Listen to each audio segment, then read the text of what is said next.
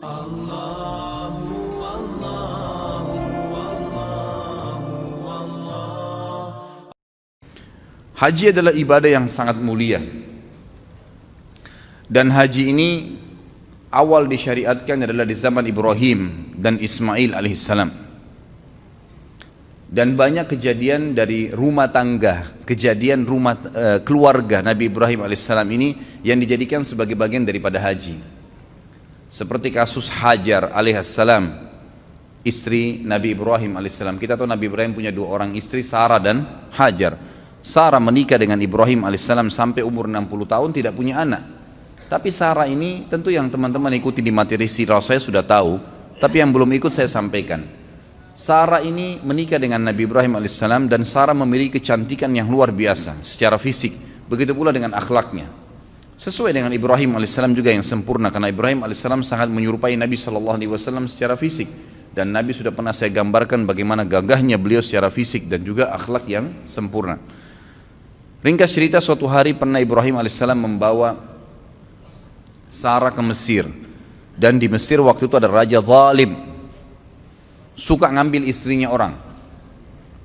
Pokoknya semua perempuan yang berstatus istri pasti diribut sama dia kalau dia suka secara fisik. Karena dia anggap tidak mungkin perempuan ini dinikahi oleh suaminya kecuali punya kelebihan, penyakit jiwa. Tapi begitulah terjadi pada Raja Mesir pada saat itu ya.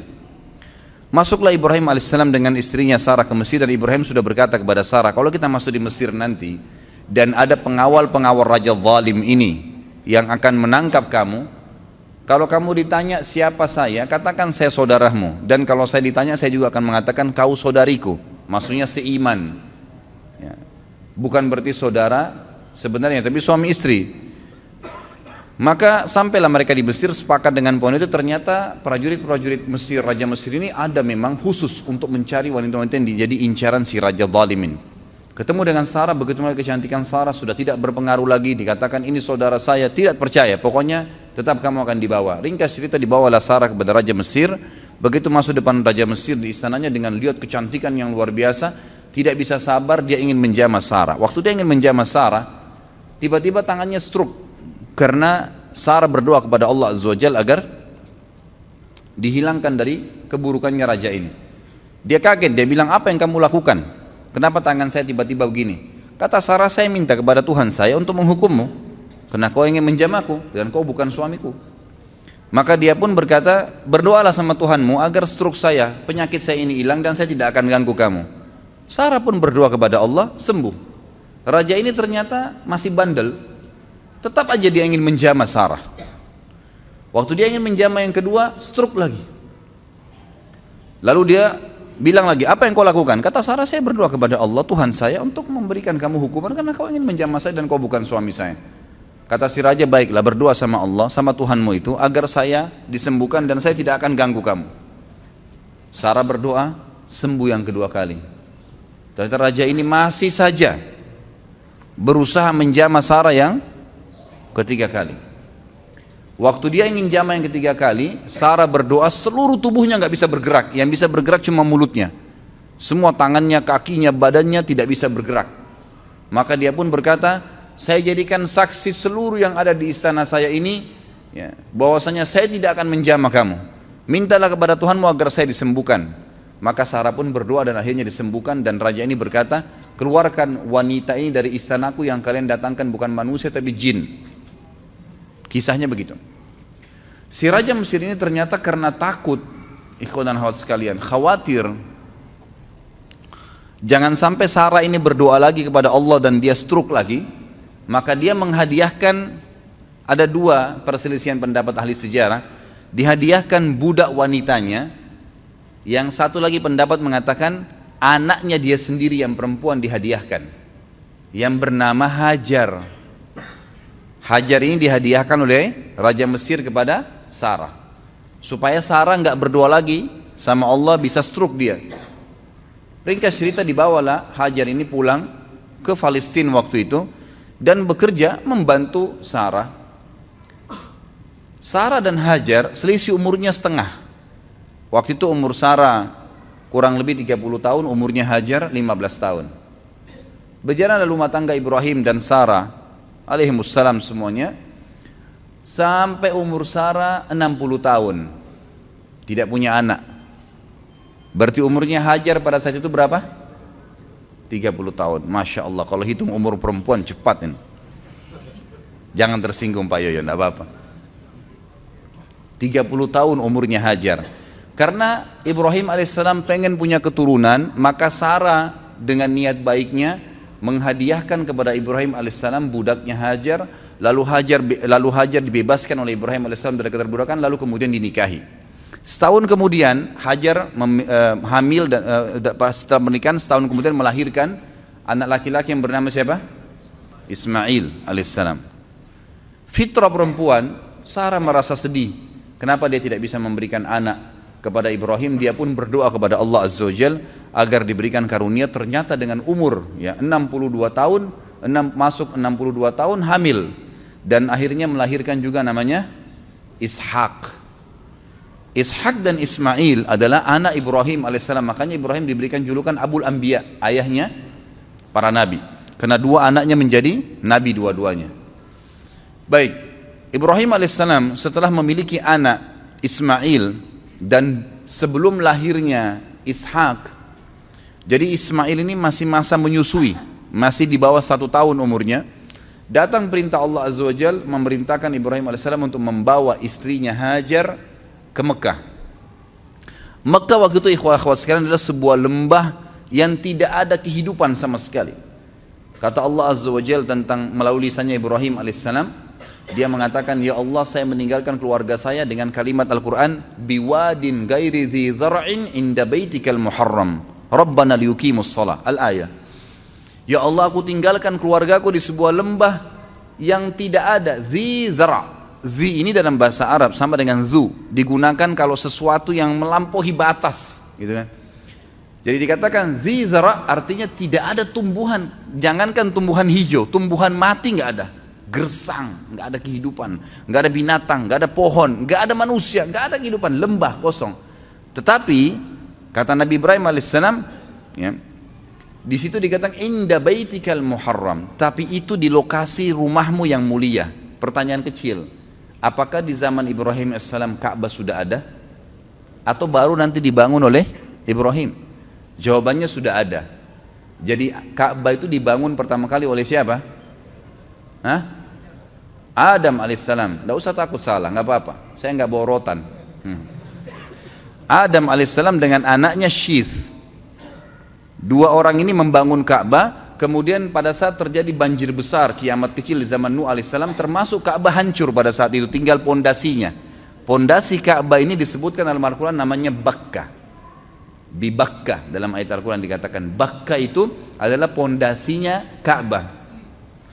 Maka Allah subhanahu wa ta'ala ingin Ka'bah itu dihidupkan kembali. Diutuslah awal kisahnya dengan Ibrahim alaihissalam diperintahkan membawa istrinya Hajar dan Ismail ke lembah itu.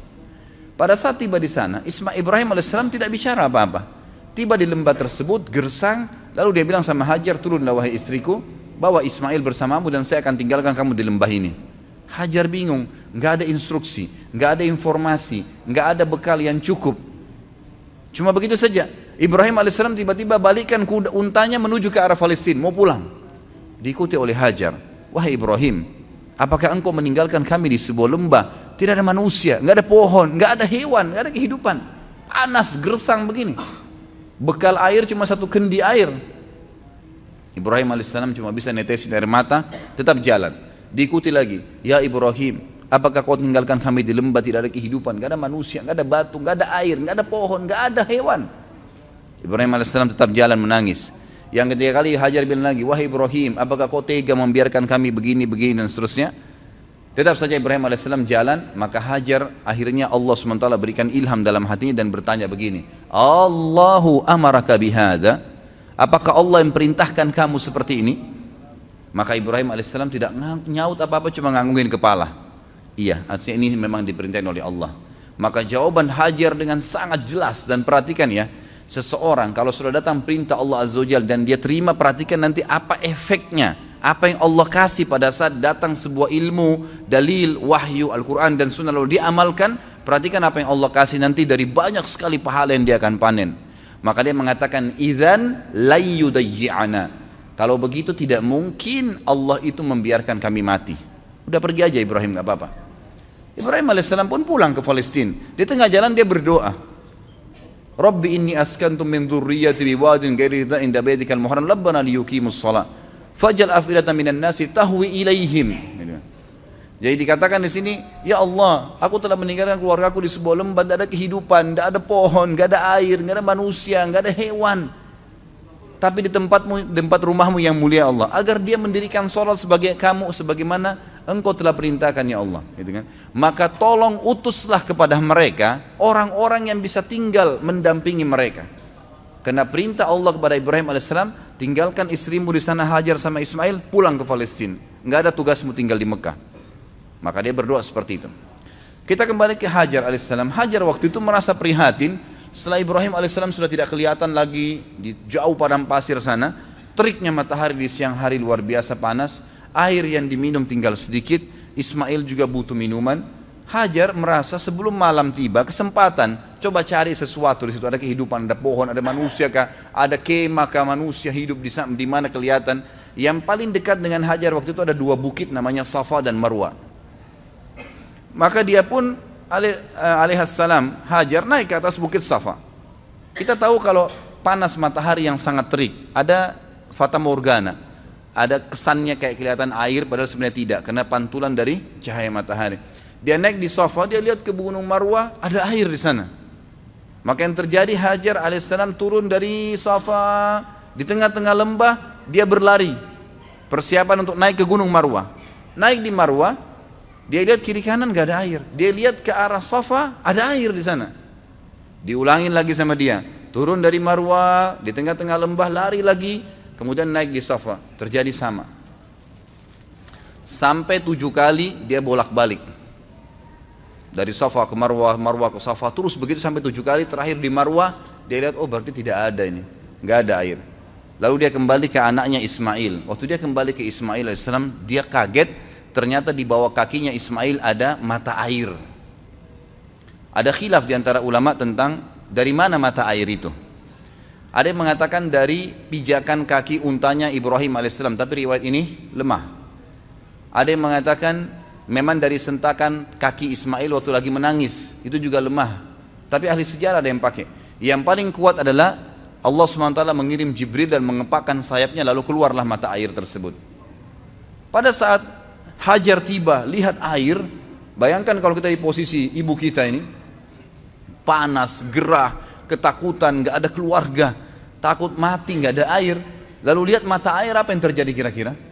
Dia datangin air tersebut dengan semangat, lalu dia buat bendungan kecil dari padang pasir itu, sambil mengucapkan lafaz yang digunakan dalam bahasa Palestina, bukan orang Arab ya, ini bukan bahasa Arab. Bahasa asli orang Palestina, dia mengatakan zam-zam. Artinya apa? Berkumpullah, berkumpullah gitu. Jadi makna zam-zam itu sebenarnya, ini rahasianya gitu kan. Maka dia bilang zam-zam, ditutup sama dia gitu kan, ditutup sama dia. Kata Nabi SAW, semoga Allah merahmati ibunya Ismail. Kalau dia tidak bendung, maka zam-zam akan menjadi lautan yang luas. Tapi kekhawatiran seorang ibu, takut airnya habis gitu kan. Tapi kalau dia biarin, udah jelas berkah dari Allah, jadi lautan yang luas. Bayangkan sekarang miliaran orang yang minum gak habis-habis gitu. Baik, akhirnya pada saat itu kejadian terjadi di jazirah Arab yang lain. Di tepatnya di negeri Yaman, ada bendungan namanya Bendungan Ma'rib. Bendungan Ma'rib terkenal sekali negeri Yaman. Surah Saba menjelaskan masalah itu. Karena mereka kufur terhadap nikmat Allah, bendungan itu Allah hancurin, sehingga akhirnya di sisi barat dan timurnya negeri Sabak dulu ini penuh dengan, semua di sisi baratnya pohon buah-buahan, semuanya jenis buah-buahan ada. Di sebelah timurnya semua jenis sayuran ada, kaya raya mereka. Tapi karena mereka kufur, Allah hancurkan bendungannya, lalu Allah ganti dengan pohon-pohon yang berduri gitu kan. Ringkas cerita, keluarlah suku-suku Arab dari Yaman pada saat itu, dan waktu itu tidak ada suku Arab kecuali di Yaman. Mereka keluar menuju ke negeri Syam. Kalau saya ibaratkan buku ini Jazirah Arab, maka di bawah ini daerah selatannya Jazirah Arab. Indonesia ada di bawah Jazirah Arab, di selatan.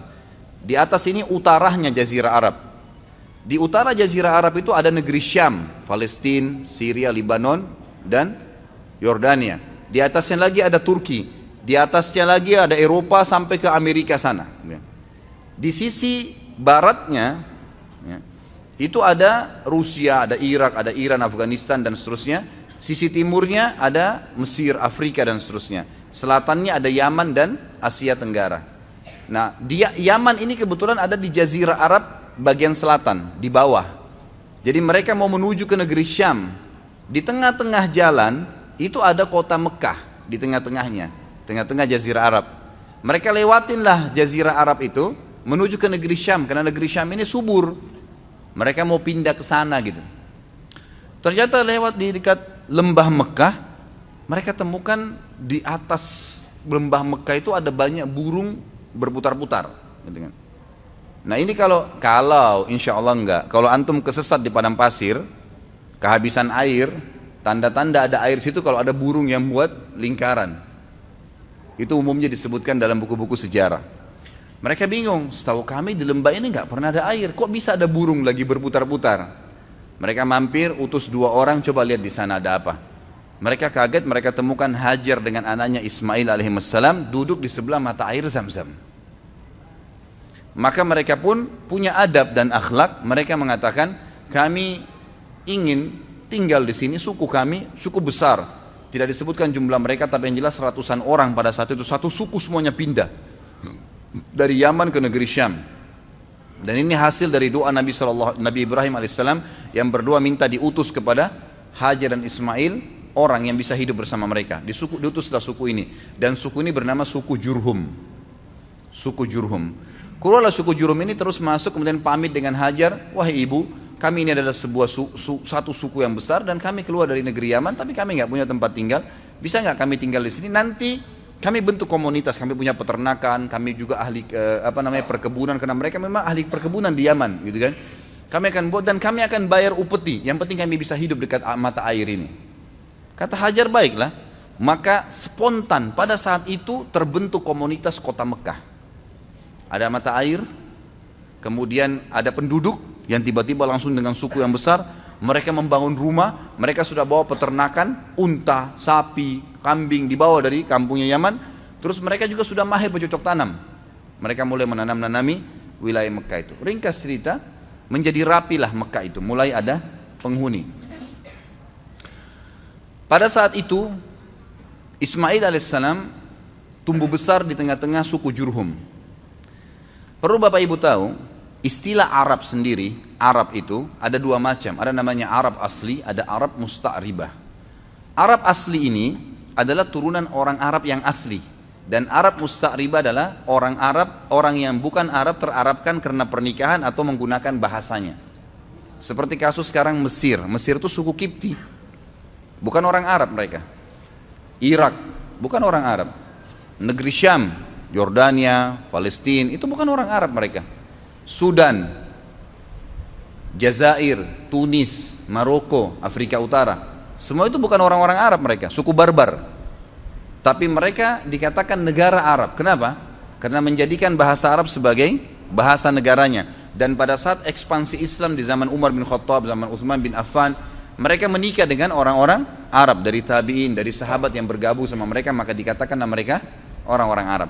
Ismail alaihissalam bukan orang Arab, karena beliau dari Ibrahim alaihissalam orang asli suku Babilonia, dari Irak. Ya, gitu. Orang asli Irak, asli orang Irak namanya suku Babilonia. Maka mereka, Ismail berbaur sampai besar dan menikah dengan anak kepala suku Jurhum. Setelah menikah, tapi tidak disebutkan di sini prediksi umurnya Ismail alaihissalam, karena ini kisah yang cukup panjang, saya ringkaskan melihat waktunya. Maka datanglah Ibrahim alaihissalam, diperintahkan oleh Allah SWT untuk mengunjungi Mekah. Beliau datang mengunjungi istrinya. Tapi pada saat itu yang saya dapat dalam buku sejarah adalah setelah Ismail menikah dengan anak kepala suku Jurhum. Datang, dan Ismail ini sangat gemar alaihissalam berburu, sangat gemar berburu. Maka dia pun lagi keluar berburu. Ibrahim datang ke rumahnya lalu bertanya pada istrinya dari belakang pintu, di mana suamimu? Dikatakan lagi pergi berburu. Berapa lama kira-kira biasa dia berburu? Ya sekitar sebulan baru kembali. Sering kali pergi berburu, sebulan baru kembali. Kemudian kata Ibrahim, bagaimana kehidupan kalian? Istrinya mengeluh, hidup kami susah, hidup kami nggak enak, hidup kami gini. Tidak pernah lisannya mengatakan alhamdulillah, tidak pernah ada pujian Allah. Maka kata Ibrahim, kalau suamimu kembali titip pesan bahwasanya ada seseorang yang bernama Ibrahim mencari dia dan suruh dia mengganti tiang pintu rumahnya. Pulanglah Ibrahim alaihissalam setelah ketemu Hajar beberapa hari, lalu kembali lagi ke Palestina. Ismail alaihissalam kembali. Ismail tentu sudah tahu tentang siapa Ibrahim ayahnya, sudah tahu kisahnya dari ibunya Hajar, tapi belum pernah ketemu. Sampai saat itu belum pernah ketemu. Lalu kemudian Ismail pulang ke rumahnya, tanya istrinya, siapa yang datang? Oh, ada tamu namanya Ibrahim. Apa yang dia bilang? Dia tanya masalah-masalah kita di sini, lalu saya menyampaikan keluhan-keluhan kita semuanya, keadaan kita di sini. Lalu apa pesan dia? Dia katakan, gantilah tiang pintu rumahmu. Kata Ismail, itu ayah saya Ibrahim, dia seorang nabi dan dia memerintahkan saya untuk menceraikanmu, maka saya akan antar ke rumahmu. Diceraikanlah istrinya yang pertama. Jadi ini bahasa Ibrahim alaihissalam yang sangat santun agar mengganti istri anaknya. Beberapa bulan kemudian datang lagi Ibrahim alaihissalam, tidak disebutkan juga pasnya berapa bulan, tapi beberapa bulan dalam buku-buku sejarah. Beberapa bulan setelah itu datang Ibrahim alaihissalam kedua kali, ternyata Ismail lagi berburu lagi. Kemudian dia datang, ternyata Ismail sudah menikah dengan anak suku Jurhum yang lain. Lalu Ibrahim bertanya, bagaimana kabar kamu, di mana Ismail? Dia bilang, suami saya lagi berburu. Bagaimana kehidupan kalian? Istri yang kedua ini semuanya pujian kepada Allah. Alhamdulillah hidup kami cukup, alhamdulillah kami bahagia, alhamdulillah begini, selalu muji Allah. Maka kata Ibrahim alaihissalam, kalau suami kau kembali, katakan ada tamunya datang bernama Ibrahim dan sampaikan agar dia mempertahankan tiang pintu rumahnya. Maka Ibrahim alaihissalam pun tidak pulang ke Palestina, tinggal sama istrinya sampai anaknya Ismail pulang. Lalu bertemulah mereka. Tentu pada saat Ismail pulang ke rumahnya dulu, dia belum ke rumah ibunya. Lalu dia tanya istrinya, siapa yang datang? Dia katakan ada satu orang nama Ibrahim. Apa pesannya? Dia suruh pertahankan tiang pintu rumahnya. Tiang pintu rumahmu. Kata Ismail, itu ayah saya Ibrahim, dia seorang nabi dan dia menyuruh saya mempertahankan rumah tangga denganmu. Ringkas cerita, Ismail ketemulah dengan Ibrahim alaihissalam. Lalu mereka berpelukan. Seterusnya, setelah itu Ibrahim alaihissalam tidak kembali ke Palestina. Ada perintah Allah azza wa jalla yang diperintahkan kepada Ismail Ibrahim alaihissalam. Baru berapa hari saja ketemu dengan anaknya Ismail, perintah yang luar biasa pada saat itu adalah disuruh Ibrahim menyembelih anaknya Ismail. Baru berapa hari ketemu anaknya sudah disuruh sembelih. Dan yang luar biasanya, perintah ini hanya datang dalam bentuk mimpi saja. Dan perlu kita tahu, para nabi-nabi kalau mimpi itu semua berita benar. Dia mimpi menyembelih anaknya. Lalu Ibrahim alaihissalam dalam surah Anbiya, dalam surah Ibrahim diceritakan, dia berkata kepada Ismail, bahwasanya saya melihat dalam mimpi saya menyembelih kamu, bagaimana pendapatmu? Inni ara fi manami anni adbahuk, fandur madza tara. Maka Ismail menjawab dengan sangat santun, sangat baik, ya abatif al ma tu'mar satajiduni insyaallah minas sabirin. Wahai ayahku, lakukanlah apa yang sebenarnya kau diperintahkan dan kau akan dapat saya termasuk orang-orang yang sabar. Akhirnya Ibrahim dan Ismail AS sepakat, ayo dah kita jalani apa perintah Allah. Dua-duanya pergi sampai ke wilayah Mina. Kalau sekarang itu tepatnya lewat lempar jumroh, untuk melempar jumroh. Pada saat itu datanglah Ismail dan Ibrahim AS di 3 titik di dekat gunung Mina yang sudah diperintahkan oleh Allah dalam mimpi untuk disembelih anaknya Ismail. Dia melihat syaitan datang mencoba mengganggunya, lalu Ibrahim AS melempari 7 kerikil kecil ke arah syaitan tersebut sambil membaca Bismillahirrahmanirrahim, Allahu Akbar. Di titik 1 syaitannya pergi, di titik 2 kemudian dia datang lagi, dilempar lagi, titik 3 juga begitu. Akhirnya setelah 3 kali dilempar tidak datang lagi syaitannya. Kemudian sampai di tempat sembelihan, kata Allah Subhanahu wa taala, falamma tallahu lil jabin. Pada saat Ibrahim sudah meletakkan leher anaknya, pedangnya sudah diangkat dan sudah diayunkan, dua-duanya sudah pasrah. Ismail sudah pasrah, Ibrahim alaihissalam sudah pasrah, jadi tidak setengah-setengah. Dan ini kita perlu juga ambil pelajaran di sini, ikhwah-akhwat sekalian. Cobaan Allah SWT itu kadang-kadang diuji iman kita sampai titik terakhir. Pada saat sudah betul-betul pasrah, diangkat pedang, dia sudah akan sembelih, ditahan pedangnya oleh Jibril alaihissalam, lalu kemudian digantikan dengan zibhin azim, sembelihan yang agung, maksudnya seekor domba yang besar. Lalu Allah mengatakan, ya Ibrahim qad saddaqtar ru'ya. Hai Ibrahim, kau sudah percaya mimpi yang telah kami kasih, maka kami akan gantikan kamu dengan sembelihan tadi. Digantilah sembelihan tersebut.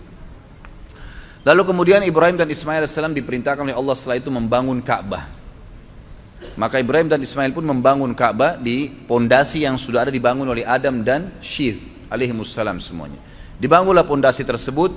Setiap kali Nabi Ibrahim alaihissalam mundur untuk melihat posisi Ka'bah sudah rapi atau belum, maka Ibrahim alaihissalam berdiri di sebuah tempat yang agak tinggi, lalu pada saat beliau turun, beliau sempat loncat ke bawah. Loncatan Nabi Ibrahim alaihissalam dari tempat tinggi itu yang melihat apakah sudah rata bangunan Ka'bah atau belum, ke bawah itu keinjak tanah dan sempat ada bekas telapak kakinya yang sekarang dikenal dengan maqam Ibrahim. Allah kekalkan itu pijakan kakinya dengan izin Allah Subhanahu wa taala untuk menjadi tanda-tanda kebesaran Allah Subhanahu wa taala.